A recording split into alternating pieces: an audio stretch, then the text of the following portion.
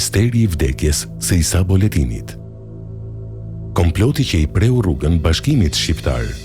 Një rrëfim historik I gjatë, dramatik, me elemente të errta, tradhti dhe patriotizëm.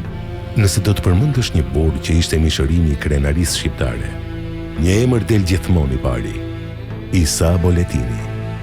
Ai nuk ishte thjesht një prijes. Ai ishte një simbol, një legjendë gjallë, një plagë e hapur për armiqtë e kombit dhe një mburoj për çdo shqiptar që e donte atë dheun më shumë se veten. Por si ndodhi që një figurë e tillë, me ndikim të madh në trevat shqiptare, përfundoi vrarë në rrethanat e errta në Podgoricë më 23 janar 1916. A ishte kjo një rastësi në kohë lufte, apo një komplot I mirëmenduar për të shuar zërin e fundit që kërkonte bashkimin kombëtar? Kush ishte Isa Boletini në të vërtetë? I lindur në vitin 1864 në Boletin të Mitrovicës, Isa Boletini nuk u bë patriot nga rasti. Ai lindi në një familje me ndjenja të theksuara kombëtare dhe me histori përballjesh me pushtuesit osman e më vonë me sllavët. Në moshë të re, u përfshi në lëvizjen kombëtare shqiptare dhe u bë shpejt një nga figurat qendrore të lidhjes shqiptare të Prizrenit. Luftoi me armë për mbrojtjen e territoreve shqiptare nga coptimi që po bëhej pas shpërbërjes së perandorisë osmane. I njohur për karizmën, mençurinë strategjike dhe trimërinë, Isa Boletini ishte ndër ata që kontribuoi drejt për drejt në shpalljen e pavarësisë së Shqipërisë më 1912 dhe kishte plane për ta bërë Shqipërinë të bashkuar dhe të fortë. Shqipëria, copa nën territoret e huaja. Pas pavarësisë, realiteti ishte I dhimbshëm. Konferenca e Londrës më 1913 coptoi trojet shqiptare duke ja dhënë Kosovën dhe viset e tjera shqiptare Serbisë, Malit të Zi dhe Greqisë. Kjo ishte një plagë që Isa Boletini nuk mund ta pranonte. Ai kthehet në Kosovë dhe vazhdon përpjekjet për organizimin e rezistencës, me qëllimin e vetëm: bashkimi I trojeve shqiptare dhe çlirimi nga pushtimi slav. Kjo e bëri armik të rrezikshëm për qarqet serbe, malazeze dhe madje për disa qarqe ndërkombëtare që kërkonin stabilitet gjeopolitik në dëm të shqiptarëve. Një burr që nuk kthehej, edhe kur të gjithë të tjerët heshtënin. Me shpërtimin e luftës së parë botërore në vitin 1914, situata në Ballkan u bë edhe më e paqëndrueshme.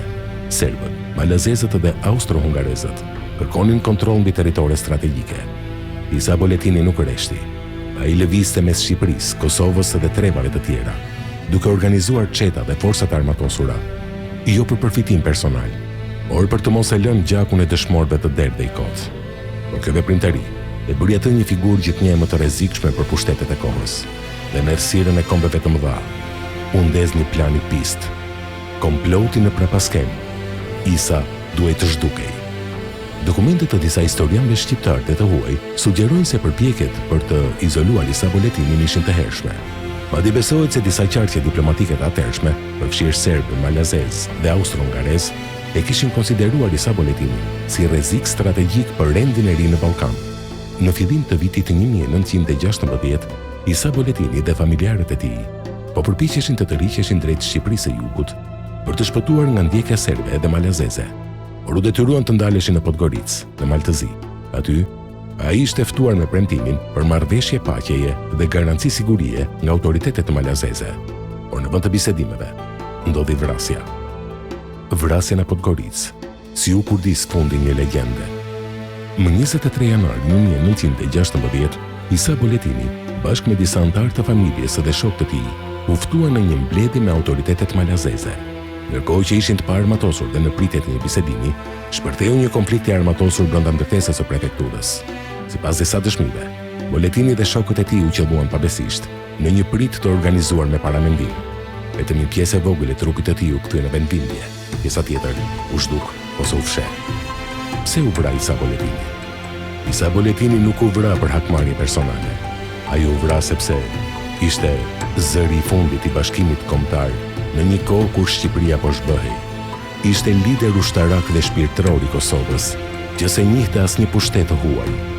Ishte kryengritës I vetëm që refuzonte të negociojë mbi gjakun e shqiptarëve.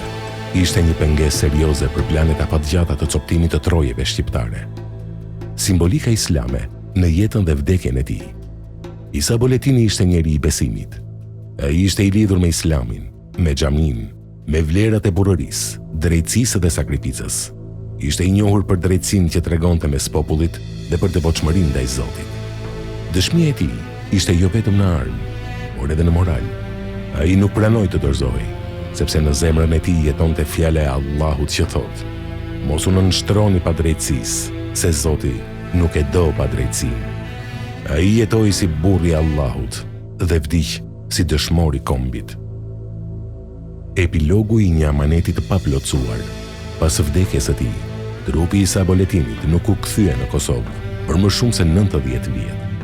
Ai u kthye vetëm në vitin 2015 me nderime shtetërore. Por amaneti i tij, Bashkimi i Shqiptarëve, ende nuk është përmbushur. Prandaj historia e tij nuk ka përfunduar. Ajo është një thirrje për brezat e rinj, që të mos harrojnë gjakun që u derdh për një flamur, për një emër, për një fe dhe për një atëdhe. Fjala e fundit që tronditi historinë.